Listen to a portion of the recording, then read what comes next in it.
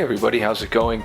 This video is a follow-up to a rebuild video I did for the Bogen 3047 head a little while ago, I think about a year ago. So the reason for this video is to illustrate how awesome damping grease can be for rebuilding any fluid effect head. If you check the head on the right here, this is the one that I rebuilt a while ago, and this one is just sweet. If you notice, it's just nice and smooth no matter what direction I push in or how I push it.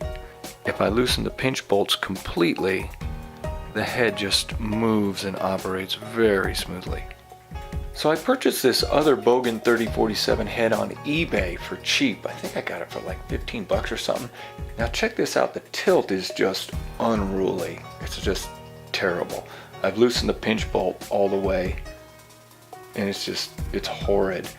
And the pan isn't much better. Loosened all the way, there's just no resistance at all. So if I put a little resistance on there, it's inconsistent. Like some parts, like right here, there's a lot of resistance, and I pull and the resistance goes away. So doing smooth tilts or pans with this head is pretty much impossible. I don't use the roll a lot, and yeah, the roll axis is just, there's no resistance here at all. So this head is going to highly benefit from a rebuild using damping grease, which I just love this stuff. Because I already made a video on how to rebuild these heads, I'm not going to show the rebuild process of this head.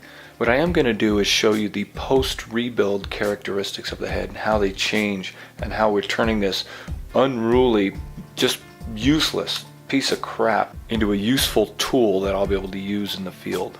As you can see, this head's in pretty bad condition. You can see the grease is old, it's kind of rusty in there. This is going to clean up nice. As always, I use my trusty carb cleaner. This stuff is great for cleaning these parts. So here's the tilt axis journal, all cleaned up. Looks pretty good. Clean and dry, spotless. And we cleaned out the inside here, looks pretty good. As you can see, it was pretty gunky. Next, we're going to tackle this roll axis. You'll notice that these Bogen heads have a lot of adjustments on them, but all of that becomes superfluous when we allow the grease to handle all the resistance.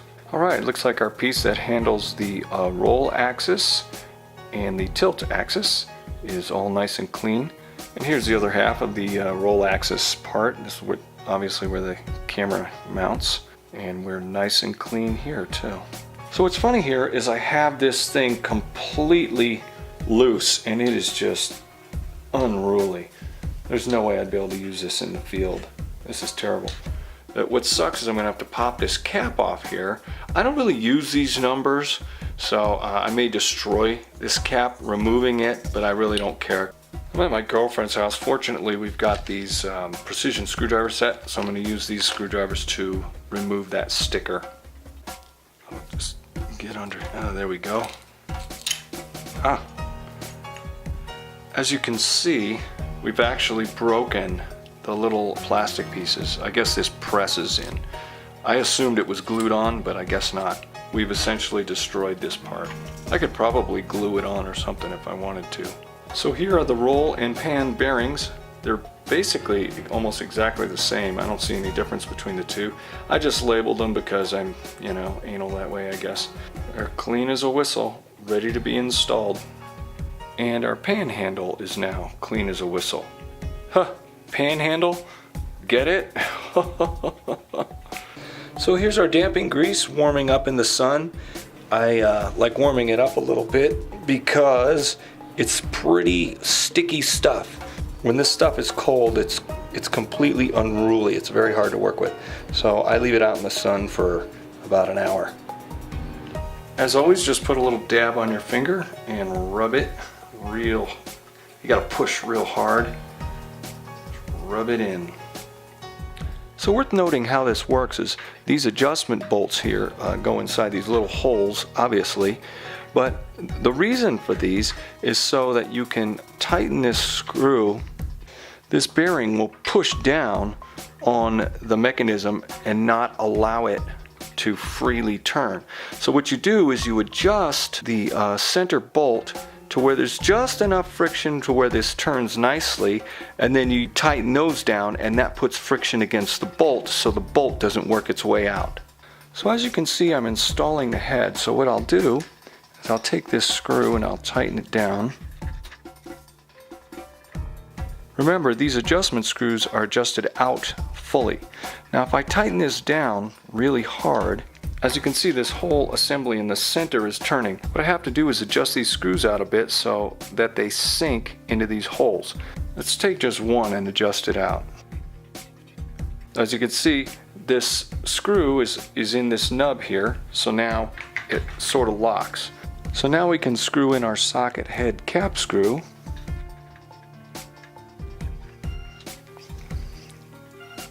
And you can see this is actually turning pretty good. And you can see the centerpiece kind of wiggles a little bit.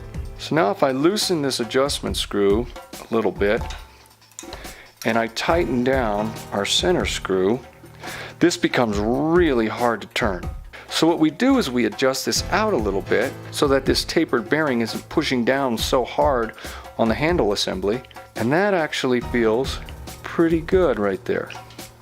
So I'm actually going to adjust these adjustment screws to where they just touch the bottom of the plate.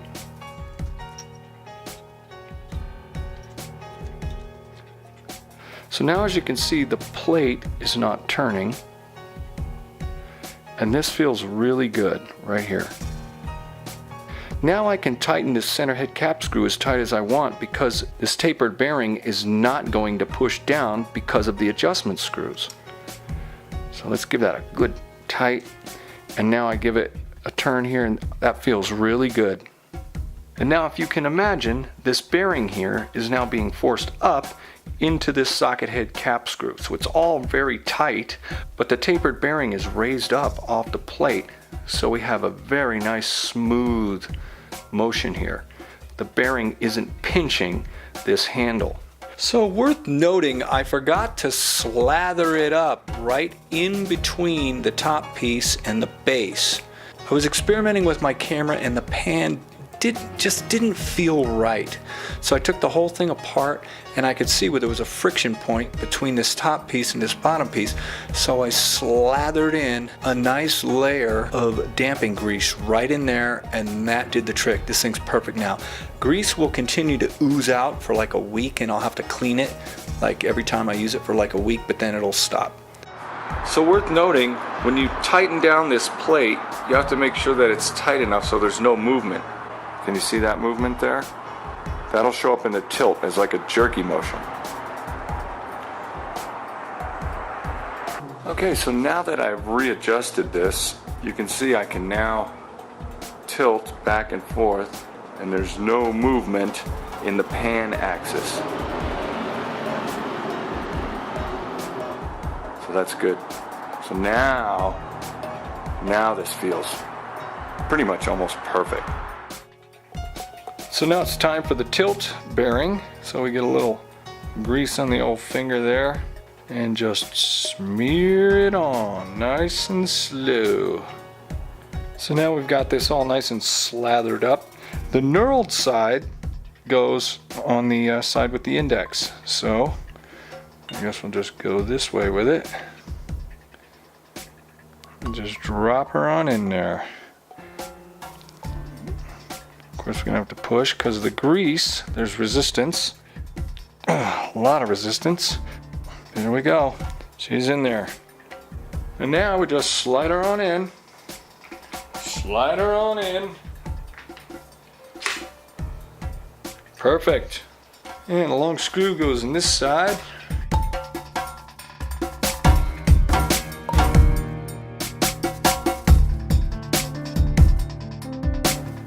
Now let's test it for smoothness. Oh yeah, baby. So I'm gonna loosen that pinch bolt. And yeah, that thing is nice and smooth. Next, time for the roll axis. As you can see, the divot's at the top. So when we install this, just gonna go like that. This might be a little tricky. If you recall, the divot's right at the top. So we'll align this and tighten this. Now, as I tighten this, this becomes pretty stiff, but that actually feels pretty good right there. So let's tighten this some more. Oh yeah. That actually feels really good. So I'm going to tighten these little guys down, make sure they're tight. As we tighten these little cap screws, it pushes this bearing up. And this actually feels just perfect. Now if you recall, there's a secondary pinch bolt that installs in here. Now to install the roll pinch bolt, and we are done. So you can see this is a little bent. I'll probably fix that at my house. I need to put that in a vise or something. Here we go.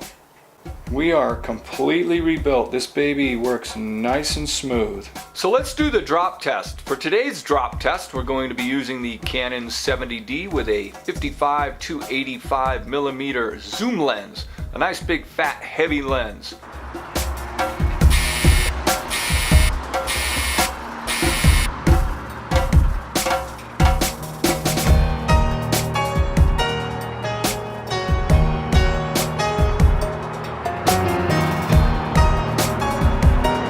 Perfect. Now let's test the head and see how well she works. Alright, so as you can see, I'm focused on a bluff about a mile away. Let's test this baby.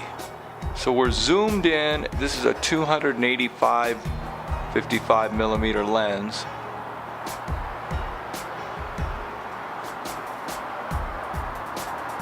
And it feels pretty good.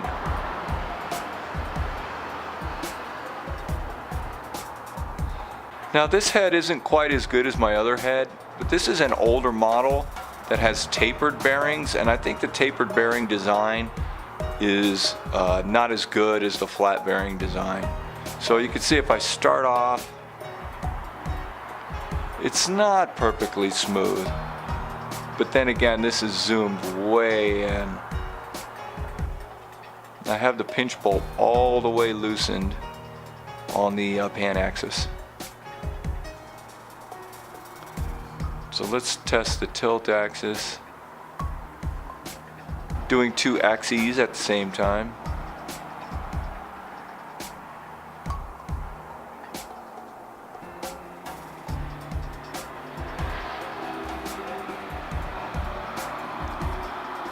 And though I will assert that this is very smooth for a $15 head, it's definitely not as good as my other one. It's hard to get like a perfect pan. Yeah, that's really too bad. Maybe if I gotta work it in a little bit more or something.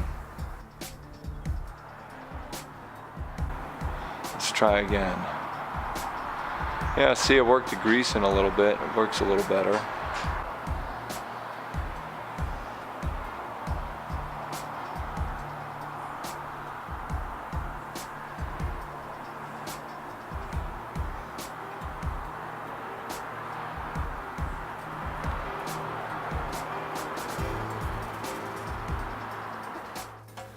So the conclusion's pretty clear. Though the damping grease significantly improved the performance of this older Bogen 37 head, in my opinion, the tapered bearing design isn't as good as the flat bearing design. I was able to make the flat bearing design nearly perfect. I mean, that head works really, really well.